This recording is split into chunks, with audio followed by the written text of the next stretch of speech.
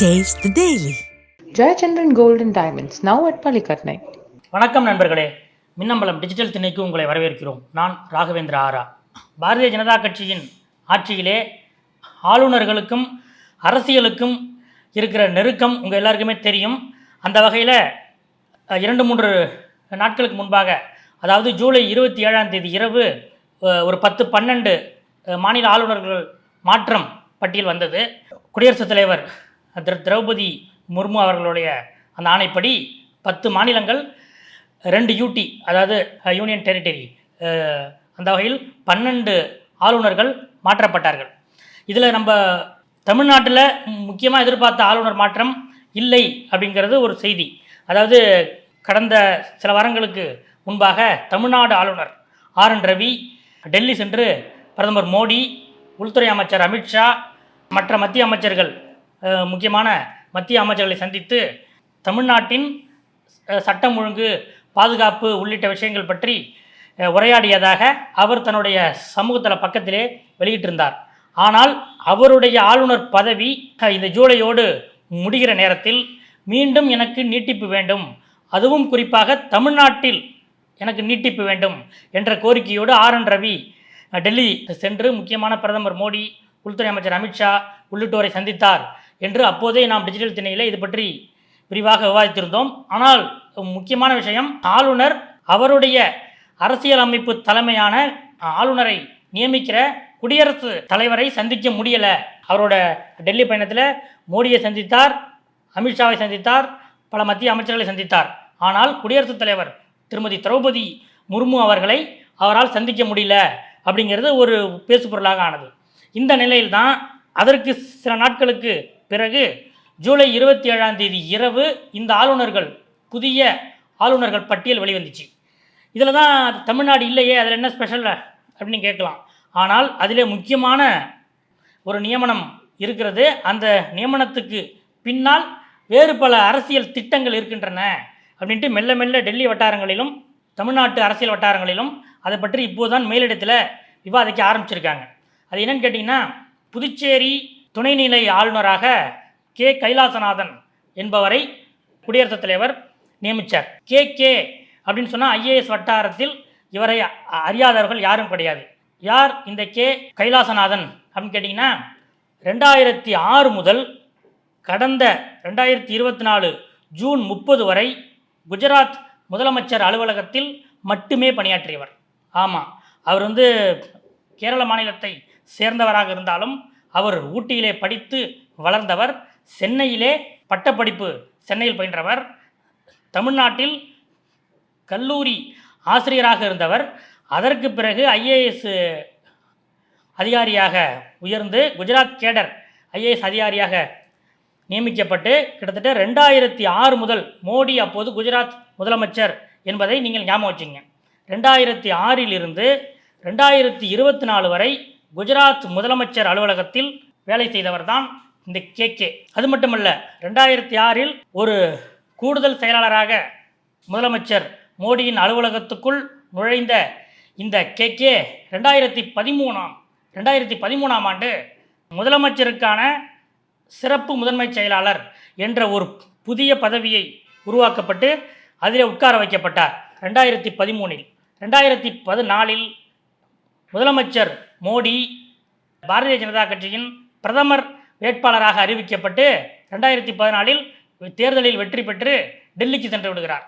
அதற்கு பிறகு இந்த 2014 இருந்து இந்த 2024 வரைக்கும் குஜராத்தில் 3 முதலமைச்சர்கள் மாறிவிட்டார்கள்.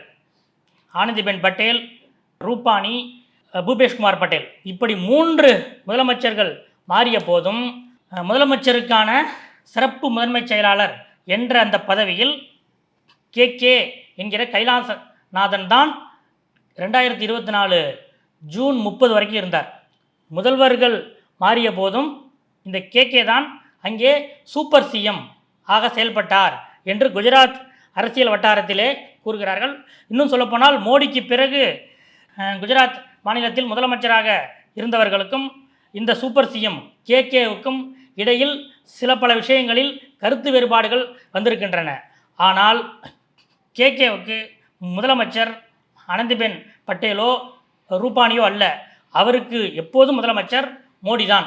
அந்த வகையில் மோடி குஜராத்தில் முதலமைச்சராக இல்லாவிட்டாலும் மோடி சொல்வதை கேட்டு அவருக்கு என்னென்ன அவர் முதலமைச்சராக இருந்தபோது என்னென்ன செய்தாரோ அதே பணிகளை அதே ரூட்டில் இந்த 10 வருஷமாக குஜராத்தில் செய்து வருபவரும் இந்த கேகே தான். இப்படிப்பட்ட கேகே ஏற்கனவே அவர் ஓய்வு பெற்று விட்டார். அதாவது அரசு பணி ரீதியாக அவர் ஏற்கனவே ஓய்வு பெற்று விட்டார். அவருக்கு இப்போது 72 வயதாகிறது. அதற்கு பிறகு பல எக்ஸ்டென்ஷன் கொடுத்து அவர் அந்த பதவியில் வச்சுருந்தாங்க. கடந்த ஜூன் 30 கூட அவராகவே விரும்பிதான் அந்த பணியிலிருந்து விஆர்எஸ் பெற்றுக்கொண்டார். இந்த நிலையில்தான் அவர் இப்போது புதுச்சேரி துணைநிலை ஆளுநராக நியமிக்கப்பட்டிருக்கிறார். மோடிக்கு இப்படி ஒரு நெருக்கமான, அதாவது கிட்டத்தட்ட 20 வருஷங்களாக மோடியின் கண் காது என்று சொல்லப்படுகிற அந்த அளவுக்கு நெருக்கமாக அவர் மோடியின் கண்ணாகவும் காதாகவும் இருப்பவர் என்றுதான் அவருக்கு குஜராத் அரசியல் வட்டாரத்திலும் அதிகாரிகள் வட்டாரத்திலும் அவரோட அடைமொழி அதான், கண் காது, மோடியின் கண் காது. இப்படிப்பட்ட மோடியின் கண்ணாகவும் காதாகவும் இருக்கக்கூடிய ஒரு அதிகாரியை ஏன் ஒரு சின்ன ஸ்டேட் கூட இல்லை, அது ஒரு யூனியன் பிரதேசம், அங்கே கொண்டு போய் ஏன் மோடி நியமிக்கிறாரு அப்படின்ற ஒரு கேள்வி இயல்பாகவே எழுகிறது. அதுவும் குறிப்பாக மோடிக்கும் கேகேவுக்கும் இருக்கிற நெருக்கத்தை உணர்ந்தவர்கள் இது ப்ராப்பராக இல்லையே, கேகே என்கிற அந்த அதிகாரிக்கு தேசிய அளவில் ஒரு பெரிய பொறுப்பு கிடைக்கும் என்றுதான் எல்லோரும் மோடிக்கு நெருக்கமான எல்லோரும் எதிர்பார்த்தார்கள். இன்னும் குறிப்பாக சொல்ல வேண்டுமானால் குஜராத்திலே இருக்கக்கூடிய அமைச்சர்கள் அதிகாரிகள் எல்லாம் அப்பாடா விட்டா இருப்பார் நம்மளை என்ற ஒரு உணர்வில் இவர் இதை விட வேற உயர்ந்த பதவிக்கு அவர் டெல்லிக்கு தான் அங்கே போவார், இனிமேல் நமக்கு எந்த தொந்தரவும் இல்லை என்றுதான் அவர்களும் எண்ணினார்கள். ஆனால் தேசிய அளவிலான ஒரு முக்கியமான பதவியில் நியமிக்கப்படாமல் 20 வருடங்களாக தனக்கு கண்ணாகவும் காதாகவும் இருக்கிற ஒரு அதிகாரியை தமிழ்நாட்டுக்கு பக்கத்தில் புதுச்சேரியில் போய் அமர வைத்திருக்கிறார் மோடி என்பதுதான் இங்கே முக்கியமான விஷயம் என்று டெல்லியில் இருந்து சிலர் நம்மிடம் இதை அழுத்தமாக இதை தெரிவித்தார்கள். என்னங்க அது புதுச்சேரி ஒரு யூனியன், தமிழ்நாடு ஒரு மாநிலம், ரெண்டுக்கும் நிர்வாக ரீதியாக எந்த சம்பந்தமும் இல்லை, இதில் இங்கே போட்டு அங்கே போட்டு என்ன இதுக்கு நீங்கள் அழுத்தம் கொடுக்குறீங்க என்று நான் விசாரித்த போதுதான் அவர்கள் இன்னொரு முக்கியமான தகவலை சொன்னார்கள். ஆர்.என். ரவியை தமிழ்நாட்டிலிருந்து மாற்றி வேறு இடத்துக்கு நியமிக்க வேண்டும் என்பதுதான் மத்திய அரசின் ஆலோசனைகளில் ஒன்றாக இருந்தது. ஆனால் மோடி, அமித்ஷா உள்ளிட்டோரிடம் சென்று இங்கே டிஎம்கே அரசுக்கு எதிராக முதலமைச்சர் ஸ்டாலினுக்கு எதிராக தான் மேற்கொண்ட அதிரடி அந்த ஆக்ஷன்களை எல்லாம் பட்டியலிட்டு ஆர்.என். ரவி தற்காலிகமாக இங்கே இருக்கிற இப்போது ஆளுநராக இருக்கிறார். ஆனால் மோடியின் எண்ணத்தில் தமிழ்நாடு ஆளுநராக நியமிக்கப்பட வேண்டிய பட்டியலில் இருந்தவர் இந்த கேகே தான் என்கிறார்கள். இப்படிப்பட்ட முக்கியத்துவமான அதிகாரியான கேகேவை தமிழ்நாட்டுக்கு அருகிலே புதுச்சேரியில் அமர வைத்து இங்கே இருக்கிற அரசியலை நீங்கள் முதல்ல ஸ்டடி பண்ணுங்க, 2026 சட்டமன்ற தேர்தல் வரப்போகிறது, அதனால் தமிழ்நாட்டு அரசியலை நீங்கள் புதுச்சேரியில் ஸ்டடி பண்ணுங்க என்ற ஒற்றை வரி அசைன்மெண்ட்டோடு மோடியால் புதுச்சேரிக்கு அனுப்பப்பட்டிருக்கிறார் கேகே என்று சொல்கிறார்கள். எப்போதுமே கேகே குஜராத் மாநிலத்தில் அவரோட அதிகாரிகள் வட்டாரத்திலும் சரி அரசியல் வட்டாரத்திலும் சரி அவருக்கு மிக ஒரு தீர்க்கமான ஒரு பார்வை உண்டு என்றும் அந்த பார்வையை மோடி தட்டமாட்டார் என்றும் சொல்கிறார்கள். அனைத்து அதிகாரிகள், அனைத்து துறை செயலாளர்கள், ஐபிஎஸ் அதிகாரிகள், ஏன் அமைச்சர்களே கூட கேகேவின் அலுவலகத்தை தேடி சென்று காத்திருந்து அவரை சந்திப்பார்கள் என்பதுதான் குஜராத்திலே இதுவரை இருந்த நிலைமை. அதே போல இப்போது அவரை புதுச்சேரியிலே அமர வைத்து நீங்கள் புதுச்சேரியில் இருந்து கொள்ளுங்கள், ஆனால் தமிழ்நாட்டு அரசியலை பற்றி ஸ்டடி பண்ணுங்க, 2026 சட்டமன்ற தேர்தலுக்கு முன்பாக அநேகமாக கேகே எனப்படுகிற, அதாவது மோடியின் கண் காது, கே ஃபார் கண் கே ஃபார் காது என்று சேடையாகவும் அரசியல் வட்டாரத்தில் சொல்கிறார்கள். இப்படிப்பட்ட மோடியின் கண்ணும் காதும் 2026 சட்டமன்ற தேர்தலுக்குள் அவர் ஆளுநராக தமிழ்நாட்டுக்கு வருவதற்கு கூட வாய்ப்பு இருக்கிறது. அதன் ஒரு முன்னோட்டமாகத்தான் இப்போது அவர் புதுச்சேரியிலே அமர வைக்கப்பட்டிருக்கிறார் என்பதுதான் டெல்லி வட்டாரத்திலிருந்து அதாவது ஆளுநர்கள் நியமனம் பற்றி விவாதித்து கொண்டிருக்கும் போது உள்ளிருந்து கிடைக்கிற ஒரு முக்கியமான தகவலாக இருக்கிறது. 2026 மீண்டும் நாம் தான் ஆட்சியில் அமர்வோம் இன்று முதலமைச்சர் ஸ்டாலினும் அமைச்சர் உதயநிதி ஸ்டாலினும் கிட்டத்தட்ட ஒரு டிக்ளேர் பண்ணி அதற்கான தேர்தல் வேலைகளையும் அவர்கள் ஆரம்பித்து விட்டார்கள்.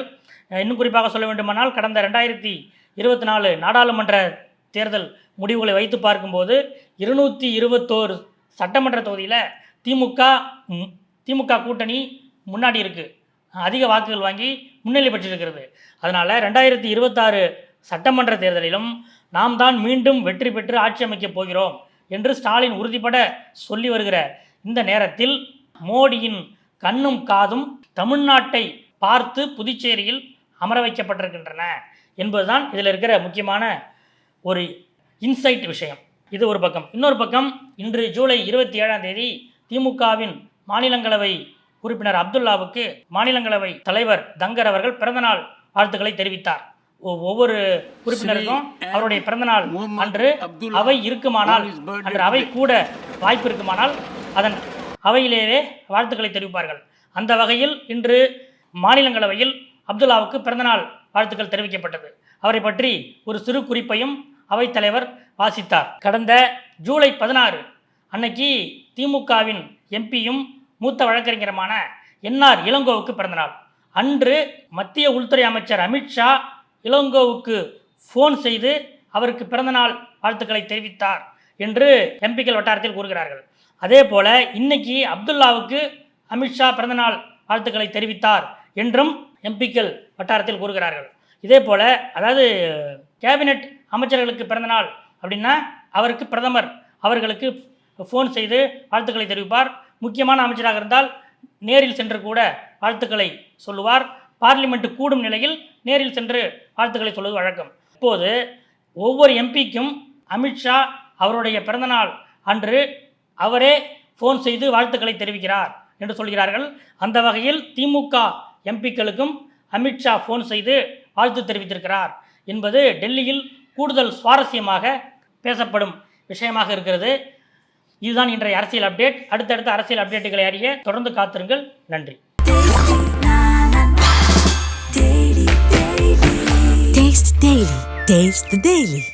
Jayachandran Gold and Diamonds, now at Palikatnai.